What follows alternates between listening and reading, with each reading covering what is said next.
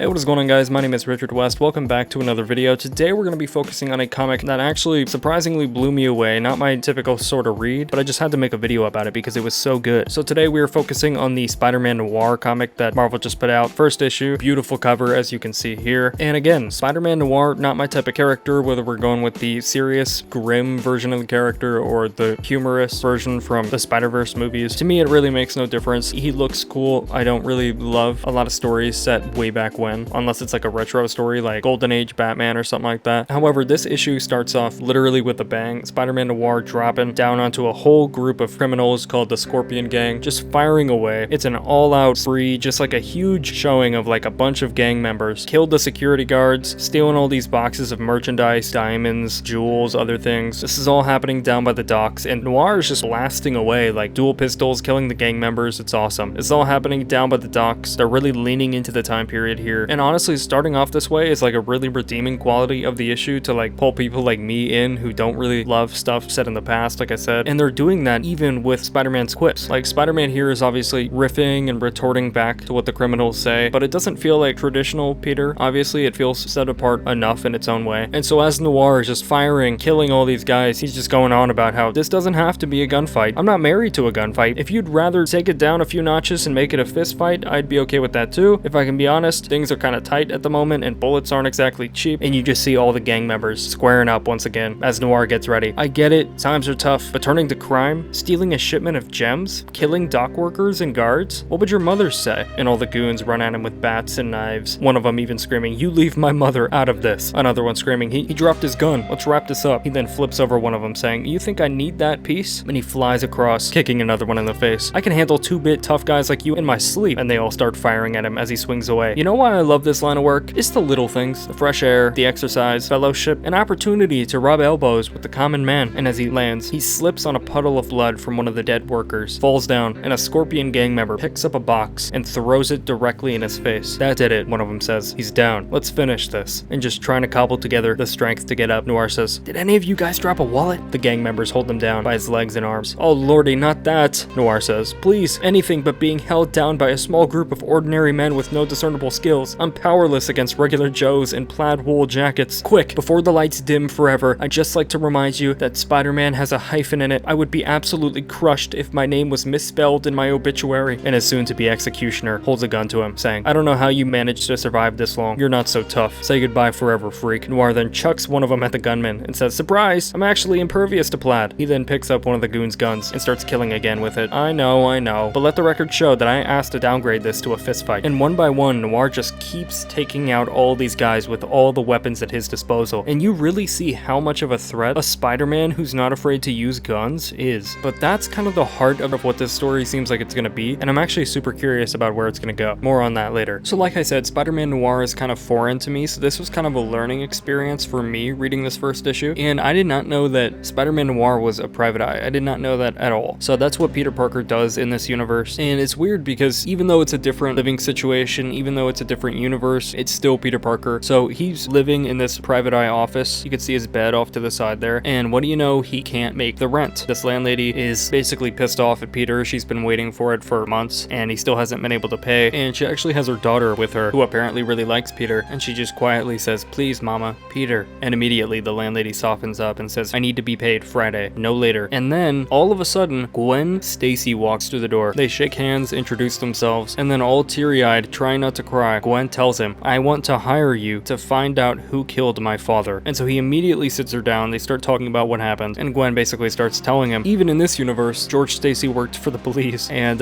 he told her before he died that the rest of the police were corrupt and not to be trusted. And then just last night, they pulled his body out of the river. So naturally, she can't just go to the police. She can't trust them to look into it, which is why she's here. And immediately Peter starts thinking, I'll need to go through his belongings, any papers that he might have had, and out of desperation, he says, "And I hate to even talk about money at a time like this, but I will need a retainer up front." And of course, you can tell from the way she's dressed, she smiles and says, "It's okay." So he's covered. He's able to pay his rent, get back on top of things, and he shakes her hand again, saying, "I'll get to the bottom of this, Gwendolyn. Don't you worry. I will find your father's killer." And she says, "I know you will, Peter." So immediately he gets to work, goes to the morgue, gets his body, and the medical examiner's just sitting there saying, "I really shouldn't have let you in here." Peter's looking over the bullet casing with gloves on, saying, "I'm a private eye, man. Stacy's daughter herself hired me me to find his killer. What was the cause of death? And he starts reading it off a clipboard. That slug we pulled out of him is the main culprit, but he had water in his lungs. He was either shot in the water or fell into it after being shot. Just then a cop walks in. You're not supposed to be in here. And immediately standoffish because of the circumstances, Peter says, I'm on a case. The cop gets in his face even more. And I'm the Wizard of Oz. Beat it. Peter does, thinking to himself, I'll be back. And eventually he does come back as Spider-Man. Then we get some internal monologuing from him as he says, something wasn't adding up. Cuts near his face. What was this? Some kind of thread? I'll have to put it under a microscope back at the office. Just then a light turns on. Is somebody in there? And a cop walks in. Spider-Man? Oh hell, Noir says, shooting his webbing at the cop's face as he shoots at him with his pistol. Just then he turns around and sees even more cops, each with a gun in their hands, telling him to put his hands up, and they just start open firing as Spider-Man jumps out a window and starts bouncing off cars in the traffic, and his internal monologue continues. Doesn't make any sense. Why the big police presence? Why the vague answer from the ME? Is this some kind of cover-up? Why would they care so much? Stacy's dead. It's not like I'm gonna make him any more dead. What the hell is going on here? The next day, Peter meets up with Gwen at their place, where her and her dad lived, and Peter goes, nice digs. Was it just the two of you? And she says yes, as Peter walks towards a bunch of her dad's files. Do you find anything? She asks. There's a lot to go through. He answers. Did your father have any enemies that you know of? No, she says. Not that I know of. He didn't talk about his work very much. Well, how about a journal?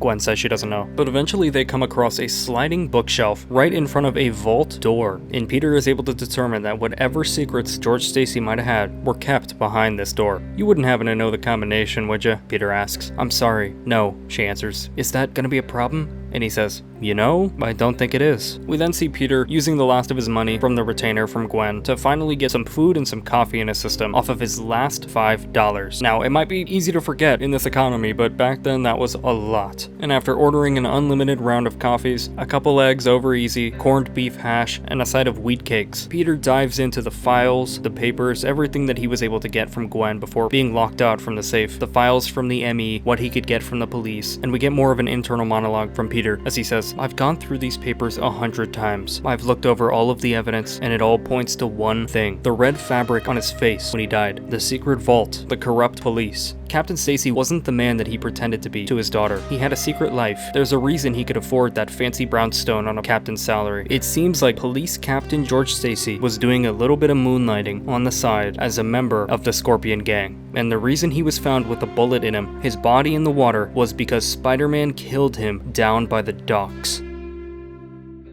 Which just creates such an interesting dynamic going forward with the book. Now, I don't know if this is going to be some like huge fake out where it's like we think it's going to really complicate this version of their relationship and make it impossible for them to be together in this universe before like eventually revealing that no, it was one of the other goons that shot him, like the fingerprints on the gun that matched the bullet were to someone else or one of the dock workers or something like that before Spider-Man showed up. You never know. But if not, this could be like a really interesting, really gripping Spider-Man noir version of Chip Zdarsky's Daredevil, where the series literally started off with Matt killing somebody and then that complicating his faith, his relationship with the victim's family, all that stuff going forward, eventually sent him to prison. Either way, just such a well-written issue. I was kind of like thinking like, what are the possibilities going to be for this case? Where is this going to go? I didn't expect that, even though I feel like I should have. Very, very cool. Very interesting. So let me know your thoughts. Let me know if you want me to continue covering this series here on the channel. I think we got a great story here. Let me know if you enjoyed it. Any theories you might have on the case. Do you think Spider-Man is actually Stacy's killer? Very curious to hear your thoughts. But yeah, that is the video. Thank you for watching.